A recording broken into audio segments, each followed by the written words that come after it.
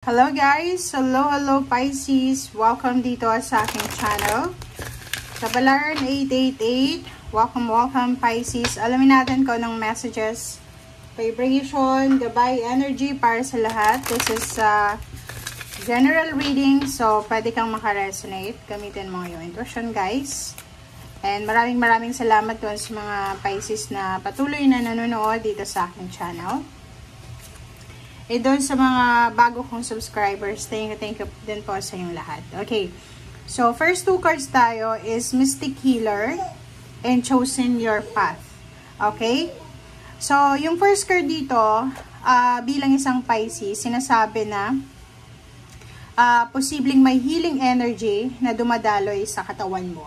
Okay, pwedeng may mga nararamdaman kang physical pain, heartaches, or pwedeng meron kang mga mental or emotional pain na posibleng mag-heal.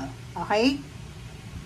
So, sinasabi ng baraha dito na pwede kang, kumbaga, pwede mong pagalingin ang sarili mo. Okay? Pwede mong pagalingin kung ano ang kailangan gumaling sa iyong katawan, sa iyong isip, sa iyong puso, sa iyong kaluluwa, and sa buong katawan mo. Okay? Okay, next card natin is Choosing Your Path. All is possible. So, this is parang sinasabi sa'yo na boost message. Na sinasabi sa'yo, Pisces, na lahat ay posible. Walang imposible. Sa pagpipili ng pathway or direction na gusto mong tahakin. So, kahit saan, kahit anong direction ang tatahakin mo, mapapasayo kung ano man tong ninanais mo. Everything. All is possible. Okay. Okay, second deck tayo. Tingnan natin, Pisces, kung anong message kayo ng baraha.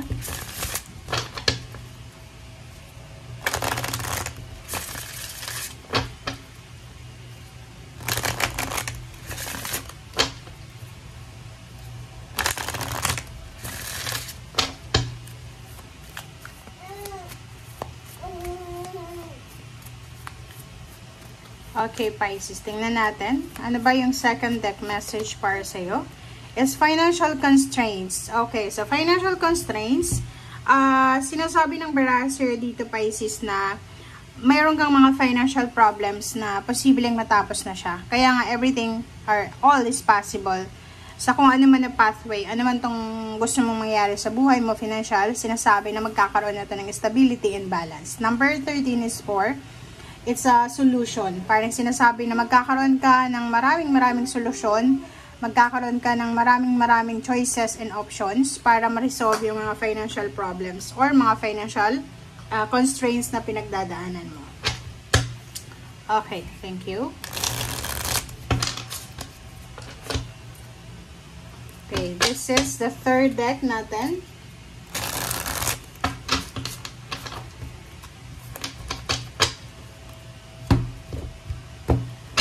Natin guys. Okay, so first card natin is 9 of Pumpkins and 6 of Candles. Dito Pisces, sinasabi ng baraha sa'yo na meron kayong mga kumbaga regrets sa buhay. Merong mga regrets kayo sa buhay. And sinasabi ng baraha sa'yo dito na huwag kang masyadong mag-focus doon sa regrets mo. Kailangan mong mag-move forward. Kailangan mong kumbaga isipin na etong nangyayari sa iyo sa ngayon is, kumbaga, may rason. Yun. All is possible. Lahat ay posible. Okay, King of Pumpkins and Ace of Lightning. Sinasabi ng baraha sa iyo dito isang, kumbaga, financial success or financial opening or financial completion ang pwedeng magdala sa iyo ng excitement, Pisces. So, marami kang plano, marami kang minamanifest sa buhay na siguro mangyayari na talaga. So, itong Ace of Lightning, parang confidence level mo ay sobrang tataas, diba? Yung self-esteem mo, sobrang tataas siya.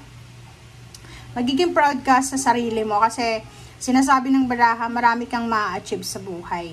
Okay? Marami kang, kumbaga, mga failures and mistakes sa nakaraan, pero yung direksyon na tinatahak mo ngayon, sobrang exciting siya. Sobrang nakaka-excite.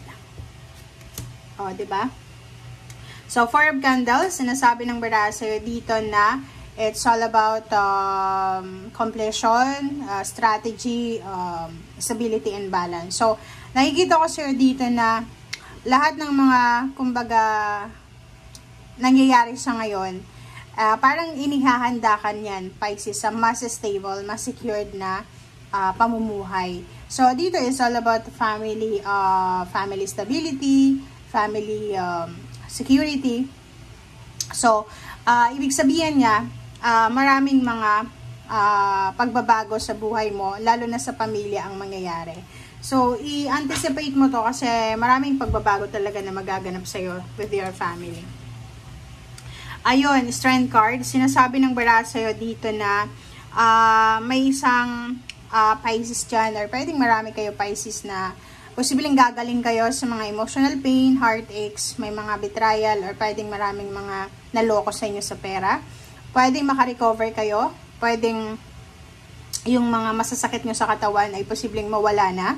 And the Sun, isang rason kung bakit ka magiging masaya, it's a celebration of life, celebration of success, diba? So, ihanda mo yung sarili mo dito sa The Sun kasi sobrang magnific siya, diba? So, maraming beses kang nasaktan, maraming beses kang umiyak, or pwedeng na-disappoint.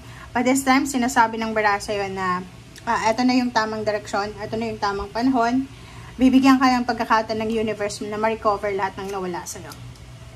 Okay. Ace of Potion. So, nakikita ko sa'yo dito, meron dito na Pisces na meron siyang minamanifest na or tinatrabaho na parang goals niya sa buhay. Pwedeng meron siyang gustong gawin para sa sarili niya, sa pamilya niya, sa future. And ngayon, you're working in silent. So, sobrang silensyo ka na tinatrabaho ito. And which is, sinasabi ng Nine of Pumpkins dito na ano man ito na tawag dyan, ano man ito na pinaplano mo, ay talagang makukuha mo siya. Ano man itong kumbaga goals mo sa buhay, kung talagang ibibigay mo yung 101% focus mo, talagang ibibigay din sa'yo ng universe siya. Diba? Hierophant. Hierophant, mentor, friends, allies. Diba? So, makakatagpo ka Pisces ng isang tao or maraming group ng individual sila, community, na mabuti sila para sa goals mo. Diba? Like-minded individuals. Okay? And Knight of Candles, sinasabi ng baraha dito na sobra kang motivated dahil dito. So, may mga tao ka na makikilala, may mga tao dyan sa paligid mo na pwedeng pumasok sa buhay mo, na sila yung magiging rason kung bakit ka magiging confident, kung bakit ka magiging motivated and determinado. Parang, ano kanila, parang ipupush ka nila sa limit mo. Okay? So, the Master, ingat-ingat ka lang kasi ganoon naman talaga. Pag may success tayo, meron tayong mga temptation sa buhay. So, mag-iingat ka sa mga temptation na yan. Sobrang pagkain, sobrang pag-inom, or mga bisyo na yan. Sobrang workaholic, diba? Sobrang celebration, sobrang paggaso, sobrang pagtitipid. Basta sobra-sobra, kailangan mo ng moderation. Okay? So, Nine of Candles, sinasabi ng bara sa'yo dito na it's near to completion, and Queen of Potions. So, sinasabi sa'yo na malapit mo nang makuha kung ano itong tinatrabaho mo sa ngayon. Okay? So, like for example, it's a good karma siya. Kasi, pwedeng naging sobrang masipag ka for several years. And, yung efforts mo na yon, bibigyan ka ng pagkakataon ng universe na, kumbaga, yung positive outcome. And suspension, and Emperor. So, if ever, mayroon sa inyo dito, Pisces, na siguro, may na-delay na salary increase, higher position, mga business opening, ganyan, ganito. Sinasabi ng bara sa'yo dito na matutuloy na siya. So, pwedeng may nasuspend na Pisces sa trabaho, ang posibleng maayos na. Merong Pisces na nasuspend yung account, parang ganyan. Dito sinasabi na maayos na siya. Okay, so you will have the stability, you will have the balance, the security, and you will have the strong foundation. So, kung makikita mo dito, sinasabi na talagang maraming mag-heal sa buhay mo, especially yung financial, and yung body mo, yung physical, mental. Okay? Yung financial mo, na yun yung naka-highlight ngayon na talagang mababago yung takbo ng financial. Mas magiging stable and secured siya and mas magiging progressive. Thank you guys. Bye!